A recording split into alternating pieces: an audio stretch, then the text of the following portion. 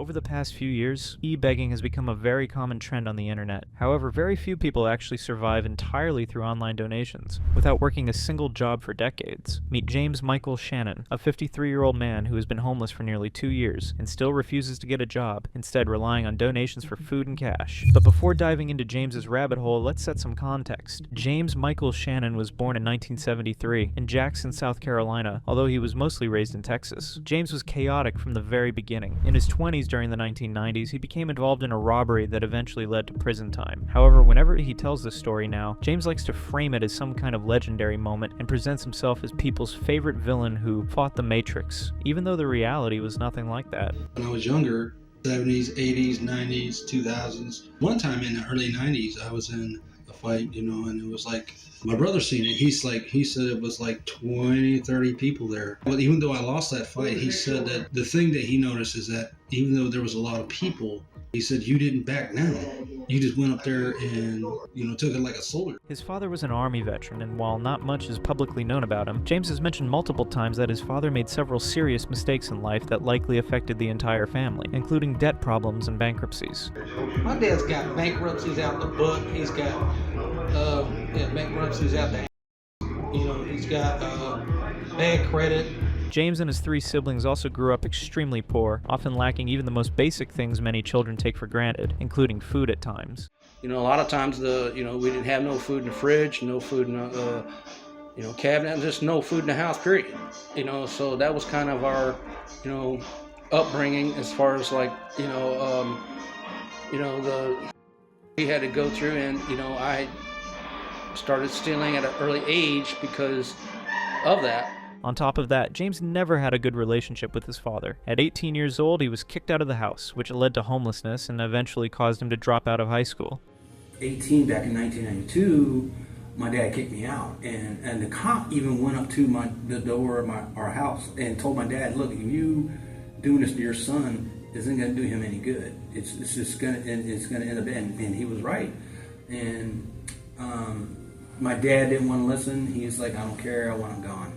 And so that next day, I went to high school, where I was going to high school at, and pulled my own records and dropped out of high school. Mm-hmm. I was like, I have no address. James' mother, on the other hand, is a very different story. She suffered from serious health problems, including dementia and several other conditions. Because many of her close family members, including her sister and father, had passed away, James became her caregiver in 2009 since she had nobody else around to help her. Taking care of a sick parent who requires constant attention is obviously a difficult responsibility, and on paper it sounds admirable. The problem is the way James appears to exploit the situation for his own benefit. James constantly talks about becoming rich, living in a giant luxury mansion, driving expensive cars, and surrounding himself with beautiful women, yet somehow treats the idea of getting an actual job like it is a form of torture. But yeah, being poor sucks. There's nothing glamorous about it. I have never been rich. I do not know what it's like to be rich. Yeah, I see nice houses and stuff like that on Instagram. I see good looking women, and those women don't, things like that, just stuff I look at and like. If I had the money to, move into one of those houses, yeah, I would. He constantly complains about being poor and acts like life has cheated him out of success, but at the same time openly admits that he survives entirely off his mother's disability checks from the government. That is literally where his money comes from. While other people his age are working, raising families, or at least trying to build stability, James is sitting at home living off government disability money meant for his sick mother. For the last 10, 11 years or whatever, I've been looking after my mom, and the whole entire time, like I was telling my sister, it feels like people are saying family members and whatnot saying that I'm living off my mom, or she's my meal ticket. That's one way to look at it. The other way to look at it is I'm helping her, she's helping me, we're helping each other. And this was not just some temporary rough patch either. When James and his mother moved to Texas in 2018, their situation was so bad that they had nowhere to stay, and ended up living in his younger sister's house for an entire year. So far, being in Texas this time, and we've been here since 2018 to now, the first year or so, whatnot, we stayed with my sister in Copper's Cove, but from 2019 to now, 2021, we've been living in Killeen. Imagine being a middle-aged man with no job, no savings, moving into your younger sister's home because your life completely collapsed financially, and still refusing to work. Most people in that situation would have been applying to every job possible out of sheer desperation, just to help their struggling family survive. James instead continued living off his mother's disability money, while also depending on his younger sister for shelter, all while ranting online about how badly he wanted to be rich someday. And then somehow the story gets even more ridiculous, because during the same period, James' mother was hospitalized with pneumonia and blood clots. The very person whose government assistance was keeping him alive was seriously ill, yet even that was apparently not enough motivation for James to step up and get his life together.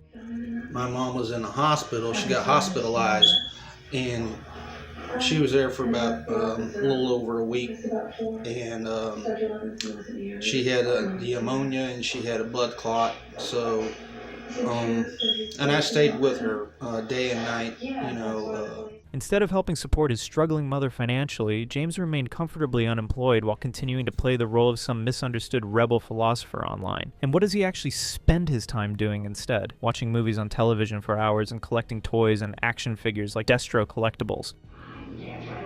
This is 1983 Destro. He is super, super loose. You can see it. This is Avalanche. 1987 or 88, I believe 87, whatever. That is genuinely the lifestyle here. Not building a career, not trying to improve his situation, not helping his sick mother, just sitting around consuming entertainment and buying collectibles while fantasizing about becoming rich one day. James also spends most of his time watching movies. When he first started making videos online, his content mainly focused on reviewing DVDs and talking about the films he watched all day. Over time, however, he shifted toward telling stories about his personal life and the situation he was living in. Many people, including relatives and hospital staff, have directly suggested that it would be much better for James' mother to live in a nursing home. Honestly, that recommendation makes sense. Given the severity of her condition, she clearly needs professional care and constant medical attention that James simply cannot provide. She would almost certainly be in a far better environment living in a proper nursing facility than staying with James. However, James has repeatedly refused the idea, largely because placing his mother in a nursing home would mean losing access to her disability checks and forcing him to finally get a job, something he seems determined to avoid at all costs. What makes this even worse is that his mother actually was placed in a nursing home at one point, after being hospitalized in Texas, while they were staying at his younger sister's house. Instead of leaving her there where she could receive professional treatment and a proper care, James pulled her out of the facility and brought her back, despite the nursing home clearly being the better option for her condition. My mom was in the hospital. She got hospitalized, and she was there for about a little over a week, and she had the ammonia and she had a blood clot. So, and I stayed with her day and night, when she was in the hospital, when she was hospitalized. That's when she got sent to a nursing home after they were done with her at the hospital, and I got her out. I got power of attorney over her and got her out of the nursing home. James constantly tries to justify her remaining unemployed for more than a decade by claiming that his mother's dementia requires someone close to care for her at all times. But every now and then the mask slips and he accidentally reveals what really bothers him: the fact that he is not being paid to be her caregiver. He repeatedly complains about not receiving compensation, which makes the situation feel far less about love or responsibility and far more about financial dependence. I'm at home looking after my mom, taking care of her, and that's kind of my thing, and that's what I've been doing for the last 11 years. Yeah, I don't get paid, and it sucks. Beyond exploiting his mother financially, James also does not appear to be a particularly good caregiver. In many of his videos where he films inside the apartment or occasionally records his mother, the place is visibly filthy and disorganized. But even more concerning than the apartment itself are his mother's living conditions. Her bed sheets often appear dirty and unkempt, and throughout these videos she rarely looks comfortable or properly cared for. Basic caregiving responsibilities such as maintaining cleanliness, changing bedding, and creating a stable environment seem to be neglected far too often. His mother also appears to spend nearly all day indoors with little to no physical movement or stimulation. Meanwhile, James spends most of his time watching movies, and when he does go outside, he rarely takes her with him. Instead, he often talks about going out alone to restaurants or meeting up with workers. In fact, James seems obsessively fixated on adult entertainers. His channel contains countless videos discussing his favorite adult film stars and adult content. At one point, he even made a post talking about bringing women he hooked up with back to the apartment while his mother was there, which only made the entire situation feel even more disturbing and uncomfortable. He posted saying, "I'll be willing to allow the last woman I had with to hang out with me and my mom, even though she is a prostitute." However, the allegations surrounding James's treatment of his mother become even more disturbing. At one point, he was accused of pushing his mother down a flight of stairs while they were heading to a bus station. The incident was serious enough that someone nearby reportedly called the police, which led to James being arrested. Yeah, it's me, James Michael Shannon again, and like I said, when I was in Charleston, South Carolina, we was going from that hotel to the Greyhound bus station, to get tickets, and my mom fell, and she fell on her own. I didn't shove her, push her, like nothing like that, and then all of a sudden, this guy came out of nowhere, said I pushed her, and I didn't push her, and they called the cops or whatever, and the cops showed up and searched me and stuff. Now, to be fair, there is no concrete proof that James actually pushed his mother, but what made the situation look incredibly suspicious was the way he immediately defended himself before he had even fully explained the story. Instead of calmly describing what happened, James instantly blurted out that he didn't push her, which naturally made people even more suspicious. And realistically, someone does not usually call the police over something that looked completely harmless. Considering James' long history of questionable behavior and neglect, it is not hard to understand why many people believe there may have been more to the story. Despite all of this, James constantly portrays himself as the greatest caregiver imaginable and insists that he is sacrificing everything to help his mother. But the lack of hygiene and overall care became so noticeable that the hospital his mother visited eventually became concerned after staff noticed red bruises on her arms. The situation was taken seriously enough that Adult Protective Services were called to investigate the home. Instead of understanding why people were worried, James immediately became angry that Adult Protective Services showed up at his house and lashed out at the hospital staff for making the report, even while admitting that the bruises were actually there. So the reason I'm doing this is because some Adult Protective Services lady showed up, and I appreciate that. So I mean, somebody at the hospital, probably Advent or Temple or both, called us mother, and there ain't nothing going on. At first, James tried to deflect responsibility by blaming the hospital itself for the bruises on his mother's arms. Then he attempted to defend himself by arguing that his mother was well taken care of because he fed her regularly, but obviously providing food is the bare minimum expected of any caregiver. That alone does not erase concerns about hygiene, supervision, or overall neglect. She's not being, she's in a safe place, she's comfortable with me. See, I give her food. I put the camera up there, so that they can see.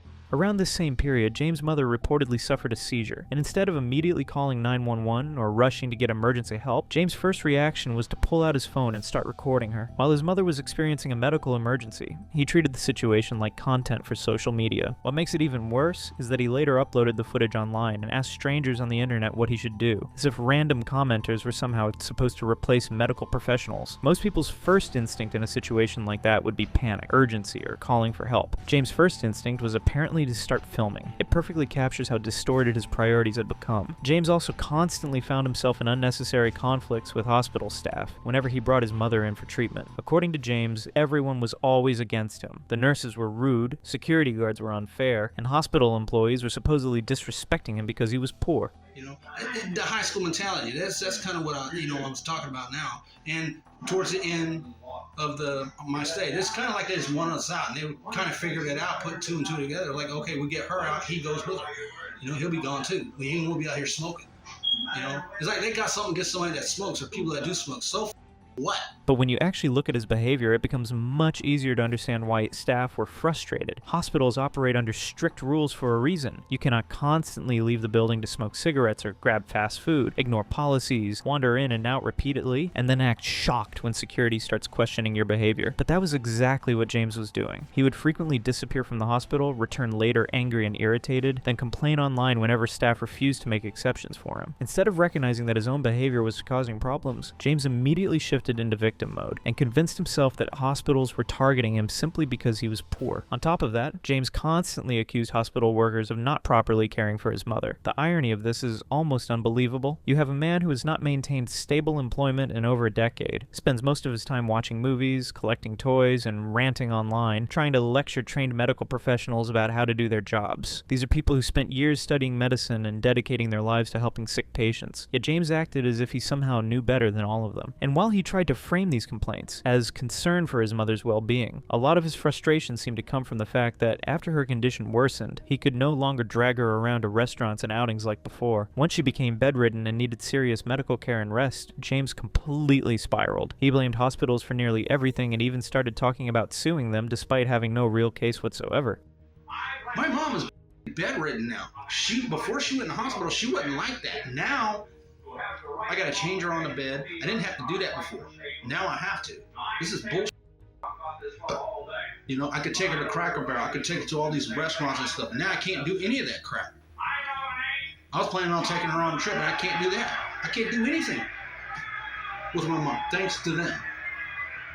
Okay, you know, and maybe if I had the right amount of money, I could get a lawyer and sue the hospital for what they did to my mom. You know, both of them, and maybe I could get my mom a nicer place. Maybe I could get her, you know, to Memphis to see her favorite singer, Elvis. But somehow the hospital drama became even stranger because James also developed a habit of flirting with female hospital workers. Considering that James was living in filthy conditions, unemployed, and surviving largely off disability money, it is probably not surprising that women were not exactly lining up to date him. Outside workers, there did not appear to be many women interested in him romantically, and that desperation for female attention became painfully obvious in the way he behaved around nurses. James would become fixated on random nurses simply because they were polite to him as part of their jobs. Then when those women naturally showed no romantic interest in return, he would spiral into bitter complaints about how all women only care about money. Despite constantly ranting about rejection, he never stopped trying to flirt with hospital staff. In fact, it became so embarrassing that he even asked male hospital workers to help set him up with one of the nurses.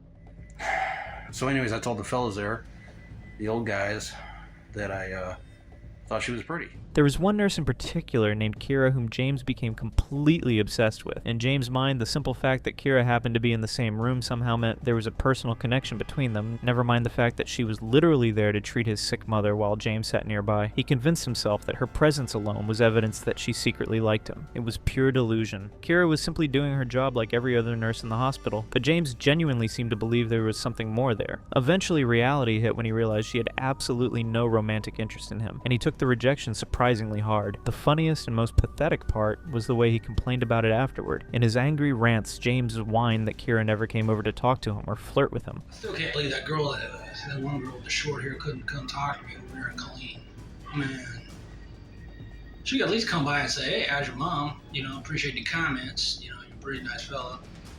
No, I gotta get Godzilla come talking to me, laying down the law and I'm like, oh my God. Imagine sitting in your mother's hospital room expecting overworked nurses to flirt with you while they are trying to care for patients. It is both deeply pathetic and genuinely bizarre at the same time. James also gets catfished online constantly because of his obsession with adult entertainers and stars. At one point, he became convinced that he somehow had the real phone number of Danny Daniels, a well-known adult film star. Completely believing it was actually her, James proudly called the number, only for some random guy to answer the phone and immediately make fun of him. Because I got sent the number to Danny Daniels, and I called it, and shortly afterwards I got nasty text messages from that person.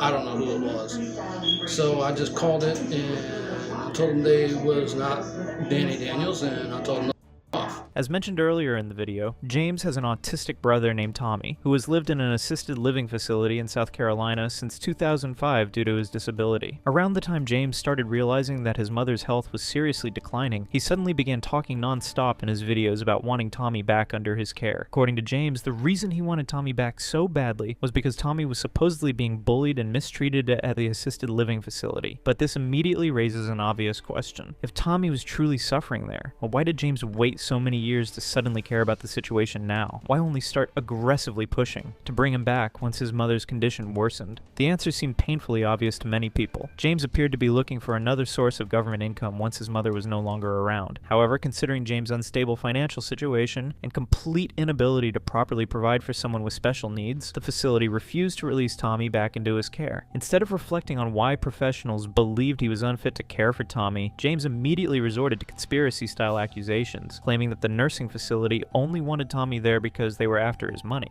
He said he wouldn't mind getting transferred out here. Now, I don't know why they can't transfer my brother out here. Probably because they want to drive all the money. James also repeatedly insisted that Tommy's autism wasn't that severe, and argued that he did not really need assisted living at all. This directly contradicted the opinions of medical professionals and caretakers, who believed Tommy required specialized support. Despite having no medical expertise whatsoever, James constantly acted as though his personal opinion mattered more than trained professionals. He insisted Tommy would somehow be better off living with him, even though James could barely support himself financially, let alone provide stable care for someone with special needs. Like I said, my brother's still in that nurse assisted living home, which I still think he does not need to be in there. He is autistic, like I said, but he doesn't need to be. He's not that bad off to where he needs to be in a place like that. He just needs to be supervised by someone, family member, like myself. Unfortunately, Tommy was eventually released from the facility and sent to Texas to live with James in August of 2022. Things quickly became even worse after Tommy arrived because he reportedly lost access to government benefits during the move, which only added more financial stress to an already collapsing situation. Instead of handling the situation maturely, James became furious and started arguing with Tommy directly on camera, publicly berating him over the financial problems. What? Yeah, he's breaking the fridge. No. I'll drink. I won't drink no soda. No, you're not drinking no chocolate milk, because you'll be doing Hershey works in the bed. Okay. From the very beginning, it seemed obvious that James was more interested in having another income source than actually helping his brother. He constantly tried to portray himself as this caring older sibling desperately trying to save Tommy, but even Tommy himself occasionally appeared to realize what was going on and openly mocked James during their videos together. Yeah, we should have been, you've been here since August. We should have had your money a long time ago. And we ain't got it yet. Yeah. I'm starting to wonder if we'll ever get it. You'll get your cigarettes. Now let's not start talking about that. I know, but you'll get it when that time comes. And don't be bringing up Megan. After moving in with James, Tommy's situation appeared to decline more and more over time. James seemed completely unequipped to handle Tommy's special needs. In fact, their financial situation became so bad that James could not even afford basic transportation and reportedly made Tommy walk nearly 10 miles with him because they did not have bus fare. The land's in Swansea, South Carolina. Mm-hmm. It's not that far from here. How long did you two have to walk? We walked like 10 miles. My autistic brother and me. At that point, my mom was in the hospital. At the same time, their finances were getting worse by the day, yet James seemed far more focused on randomly traveling around Texas than actually saving money or building stability for his family. Now, what are some of? Now we're talking about going to maybe visiting San Antonio, Dallas, Houston. Check out. I mean, you can't be in Texas and just Austin never go to these places. Yeah, you got to go to. As terrible as their living conditions already were, they at least still had a roof over their heads, access to showers, and some basic necessities. But eventually, even that would disappear. Around May of 2024, James decided to move back to South Carolina with his family in an attempt to restore Tommy's disability benefits. But instead of properly planning the move or taking the cheapest and safest option, James chose to travel by bus across multiple states, which ended up costing huge amounts of money. They first stopped in Temple, Texas, and stayed at a motel. Ironically, despite constantly complaining about being broke, James admitted he did not even know the motel's pricing beforehand and ended up staying there for nearly a week, spending around $500.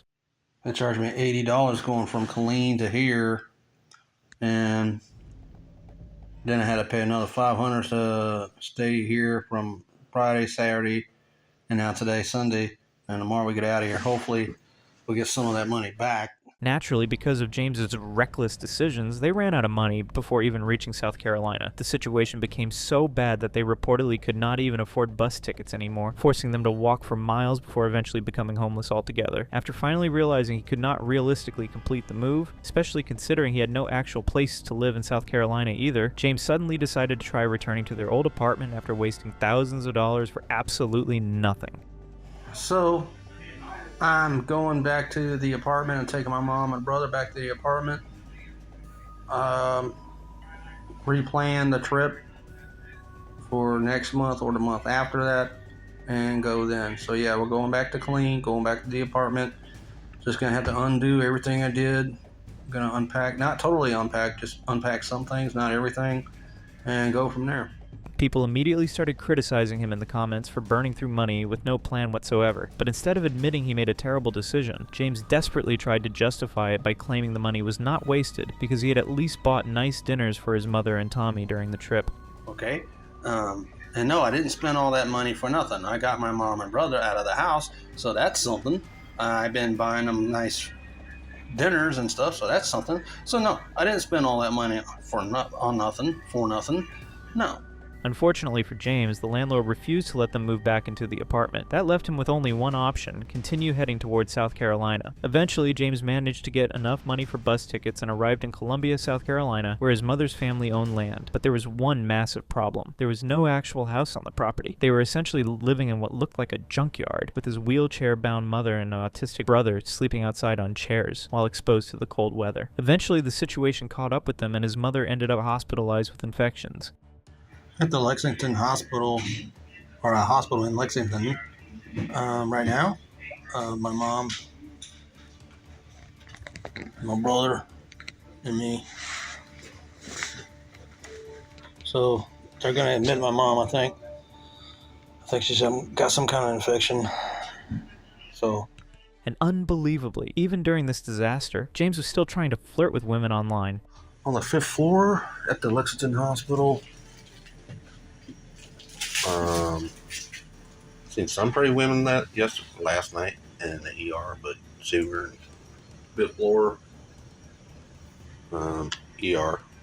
While the living conditions were clearly unsafe for both his mother and Tommy, James remained completely in denial. In his videos, he constantly insisted that everything was perfectly safe, despite the fact that they were essentially living outdoors without proper shelter. The state clearly disagreed. Authorities eventually removed his mother from James' care and placed her into a nursing home. But instead of finally taking responsibility or realizing that his mother would obviously be far safer in a professional care facility than living in near-homeless conditions, James immediately returned to his favorite coping mechanism, blaming everyone else. He started accusing authorities and care workers of taking his mother away because they supposedly wanted her money. They took my mom into emergency protective custody for now. I got a court date. I don't know when the court date is. They'll let me know Monday or Tuesday. And I have to improve my conditions. And if I got to improve my conditions, living conditions, then I can get my mom back. I might be able to get my mom back. And whenever people suggested the obvious solution of getting a job, James treated it like a personal attack. He constantly used his family as a shield against criticism, instead of addressing the actual issue. At one point, someone commented, "You bought cigarettes after the last Cash App donation. You should have put that money toward food instead. Find a food bank instead of constantly sitting there waiting for someone else to provide for you. Go help yourself." And James replied, saying, "So basically, it turned my back on my family." Tommy's situation also continued getting worse after leaving assisted living and moving back in with James. Eventually, even James seemed to realize that he was completely incapable of properly caring for Tommy, and for once, he actually made the right decision by sending him back to assisted living where professionals could take care of him. But not long after that, tragedy struck when James' mother passed away in the hospital, and shockingly, barely a day after her death, James was already talking about the family land and other financial matters online, which many people found incredibly disturbing given how recent her passing was. Following his mother's death, James' life spiraled even further out of control. He eventually became fully homeless with virtually no financial stability outside of begging for money online. Ironically, this situation actually worked in his favor to some extent, because by this point James had become infamous on the internet. More and more people were discovering him, reacting to his videos, and even creating entire online communities dedicated to discussing his behavior. Despite being homeless and constantly asking strangers for donations, James still continued making unbelievably reckless financial decisions. Instead of saving what little money he received, he would spend it on completely unnecessary things like going to concerts while living on the street.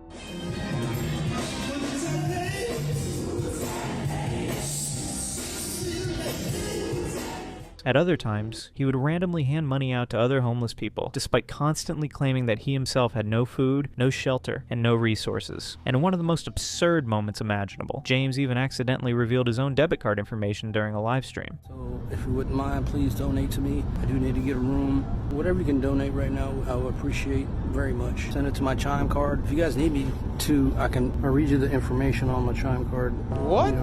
Just so you can send some, a few dollars to my Chime card. Then whenever he inevitably ran out of money, James would immediately return online and start guilt-tripping his audience into donating more cash, acting as if complete strangers somehow owed him financial support. At one point, James actually managed to get a job through a local church, but incredibly, he ended up losing even that opportunity after the church reportedly discovered videos of James speaking in an extremely vulgar and disturbing way about a homeless woman online. I was fired because of a video I made about Kim, which was, I think, 2 years ago now. And that's why I was let go. All I was doing was, if anything, was a compliment. That's all it was. And that makes the entire situation even more unbelievable, because this was reportedly the only real job James had managed to get in roughly 16 years. Yet even after losing it, nothing changed. To this day, James still spends most of his time online begging strangers for money while continuing to live on the streets.